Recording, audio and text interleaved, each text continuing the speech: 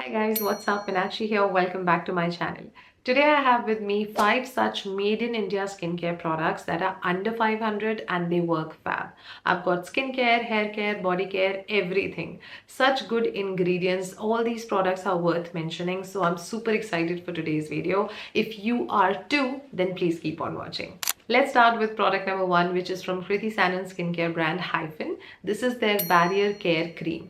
I know कि उनका जो गोल्डन ग्लो आर सेरम है वो ज़्यादा पॉपुलर है, उसके बारे में मैंने बहुत ज़्यादा सुना है. इसके बारे में फ्रैंकली उतना मैंने नहीं सुना, but I do deserve that this also deserves a lot of attention because इसके इंग्रेडिएंट्स बहुत अच्छे हैं और उन्होंने काफ़ी अफोर्डेबल प्राइस पॉइंट पे इसको रखा है. लाइक यूजुअली इस तरह के जो क्रीम्स होते हैं, जो सेरम बेस्ड क्रीम्स होते हैं, उनमें एक या दो ही सेरेमाइड्स या पेप्टाइड्स होते हैं, लेकिन इसमें बहुत सारा combination of different kind of ceramides and peptides use किया हुआ है. साथ में इसमें तमानो ऑयल, सीका, स्कोलिन, उस तरह की चीज़ें भी हैं. कॉम्बिनेशन स्किन के लिए आई थिंक ये परफेक्ट है. और जैसे अभी समर्स भी आ रहा है तो मैं जानती हूँ कि जिनकी स्किन ऑयली और एक्ने प्रोन होगी वो बैरियर वाली जो क्रीम्स होती हैं उनको अवॉइड करेंगे क्योंकि उनके टेक्सचर्स थोड़े से थिक होते हैं as compared to day time moisturisers. Now that should not be the reason for you to stop using a barrier care cream. तो उस हिसाब से मुझे लगता है इसका जो टेक्सचर है ना वो इतना वेटलेस होने के बावजूद इतना हाइड्रेटिंग है और बिल्कुल नॉन स्टिकी है. कई घंटों के लिए आपको रीएप्लीकेशन की नीड फील नहीं होगी. तो मुझे लगता है कि आने वाले टाइम के लिए जो मार्च ऑनवर्ड्स टाइम आएगा उसमें इसका जो टेक्सचर है वो परफेक्ट है. इंग्रेडिएंट्स अच्छे हैं, अपना काम अच्छे से करता है और प्राइस पॉइंट भी बहुत अफोर्डेबल है. लाइक आई थिंक इसका प्रिंटेड प्राइस 449 और समथिंग है, लेकिन सेल वगैरह के आसपास 400 समथिंग में मिल जाता है. लाइक 390 और 400 में मिल जाता है और तकरीबन 2 महीने तो इसकी क्वांटिटी चलती है. So I think this can be a very good pick for this summer season. Product number 2 is from the brand Boho Botanist. This is their Peony and Rose Sugar Body Scrub. ये एक buffing scrub है. अगर आपकी body की जो skin है वो बहुत ज़्यादा रफ फील होती है, छूने में बिल्कुल सॉफ्ट नहीं है, उसका स्किन टोन भी एकदम ब्राइटन नहीं है, बहुत अनइवन सा लगता है, डल लगता है, और आप अपनी बॉडी स्किन को एक इंस्टेंट रिचार्ज देना चाहते हैं with keeping the hydration level intact, then this is a very hydrating sort of a body scrub. I felt कि इसका टेक्सचर बहुत ही सॉफ्ट था. लाइक हल्का सा स्क्रब लाइक तो है वो, लेकिन वो ऐसे हार्श पार्टिकल्स नहीं है जो रेगुलर स्क्रब्स में होता है. ये आसानी से मेल्ट हो जाता है. आप इसको शुरू में जब लगाते हैं आपको ऐसा लग रहा है आप एक थिक कुछ लगा तो रहे हैं स्किन पे, पर वो चुभता नहीं है बिल्कुल भी और एक्सफोलिएशन अच्छे से कर देता है. उसके 2 से 3 मिनट बाद जैसे ही वो पानी के कांटेक्ट में आता है तो वो एक सोपी इमल्जन बन जाता है. आपको ऐसे लगेगा आप एक बॉडी वॉश यूज करके नहा रहे हो जैसे. It's just unexplainable in words, but I can tell you for sure कि इसका जो इंग्रेडिएंट कॉम्पोजिशन है इस तरह से डिजाइन किया हुआ है कि इसमें स्किन ब्राइटनिंग इंग्रेडिएंट्स तो है जो आपको वो पॉलिशिंग वाला इफेक्ट देते हैं, ब्राइटनिंग आपका जो इफेक्ट देते हैं, but at the same time इसमें उन्होंने एमोलियंस वगैरह भी डाले हुए हैं जिससे कि आपको पोस्ट शावर वो ड्राइनेस नहीं होती जो अक्सर बॉडी स्क्रब्स में हमें बाद में होती है. इसके बाद अगर आप इमीडिएटली मॉइस्चराइज भी नहीं करेंगे ना तो भी आपको स्किन पे वो खुश्की और वो एक डिस्कम्फर्ट सा, स्ट्रेचीनेस सा फील नहीं होता है. तो I was highly impressed with the ingredients and also the after body wash feel of it. इसमें बल्गेरियन रोज वाटर है, पियोनी एक्सट्रैक्ट है, रोजिप ऑयल है, लिकरिस है, बीट रूट है, साथ में shea butter, sunflower oil, coconut oil, उस तरह की स्किन हाइड्रेटिंग चीजें भी इसमें भर भर के दी हुई हैं. Product number 3 is a hair care product. This is by the brand Dot & Key, which is their Argan and Moringa shampoo.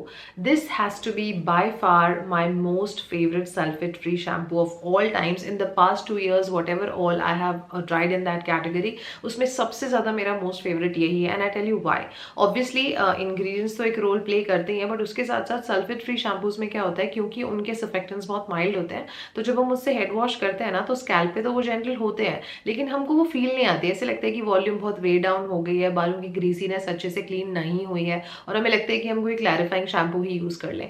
ऐसे में इसका फॉर्मूला मुझे ऐसे लगा कि स्कैल्प पे ये जेंटल तो था, लेकिन एट द सेम टाइम ये मेरे बालों को अच्छे से वॉश ऑफ कर भी पा रहा था. मतलब एक डिसेंट लादर इसमें क्रिएट हो जाता है और वॉश के बाद बाल अच्छे से क्लीन होते हैं, ऐसे आपको पता चलता है. तो ये एक बहुत ही इफेक्टिव और अफोर्डेबल सल्फेट फ्री फॉर्मुलेशन है. इंडिया में इस प्राइस में इससे अच्छा शैम्पू आपको मिल ही नहीं सकता. और नई ब्रांड ने मुझे कोई पैसे नहीं दिए ये बोलने के, but I genuinely feel that एक तो आई एम हैप्पी टू सी कि उसमें उन्होंने बहुत अच्छे इंग्रेडिएंट्स डाले हुए हैं. पी पेप्टाइड है, इसमें प्रोटीन्स हैं, सिस्टीन है, इसमें मोरिंगा, आर्गन, उस तरह की बहुत सारी चीज़ें हैं जो आपकी हेयर शाफ्ट को नरिश भी करती हैं, बालों को शाइन भी देती हैं. तो ऑल इन ऑल मेरे ख्याल से इस प्राइस में I mean this is a very very good shampoo. The next product is the Conscious Chemist Flash Fix Salicylic Acid Acne Treatment Serum.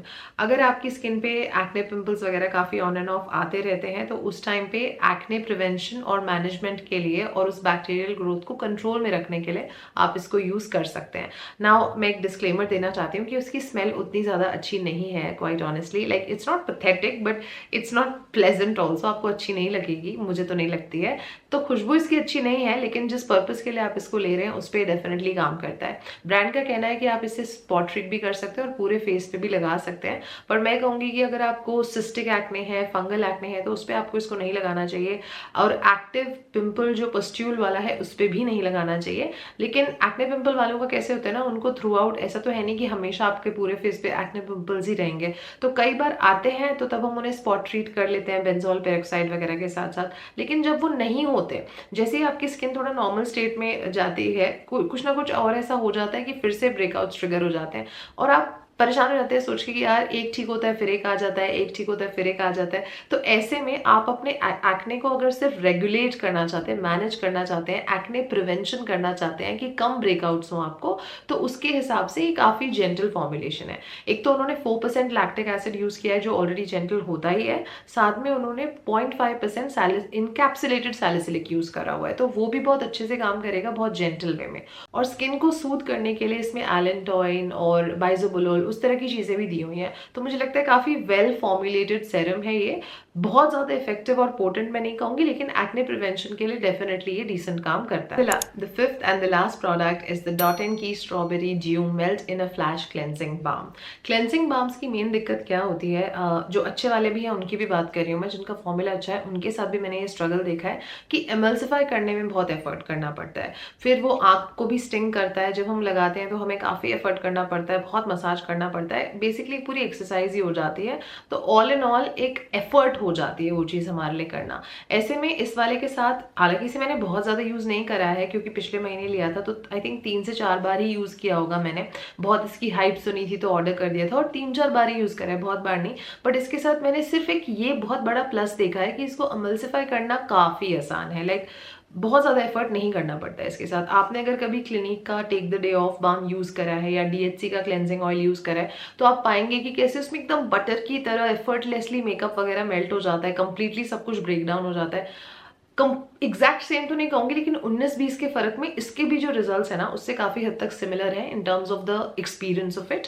तो आई वुड से दैट अगर वो balms आपको अच्छे लगते हैं, वो क्लेंजिंग ऑयल आपको अच्छे लगता है डीएचसी और क्लिनिक वाला, बट आप अफोर्डेबिलिटी की वजह से उनको ले नहीं पाते हर बार, तो आप एक बार इसको ट्राई कर सकते हैं. मैंने 3-4 बार ही ट्राई करा है, बट मुझे पर्सनली ऐसा लगा कि इसके साथ जो मेकअप रिमूवल प्रोसेस था वो काफी आसान हो गया था और स्किन पे भी ये बहुत ज्यादा ड्राइंग नहीं था.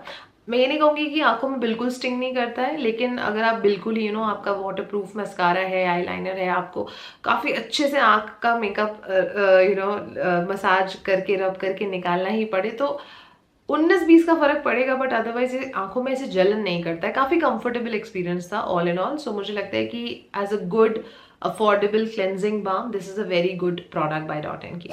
All right you guys, so with that I have come to the end of this video. I do hope that these products help you out. अगर आपने इनमें से कोई product try करा है तो please comments में अपना experience ज़रूर share करें हम सबके साथ. I would love to know that.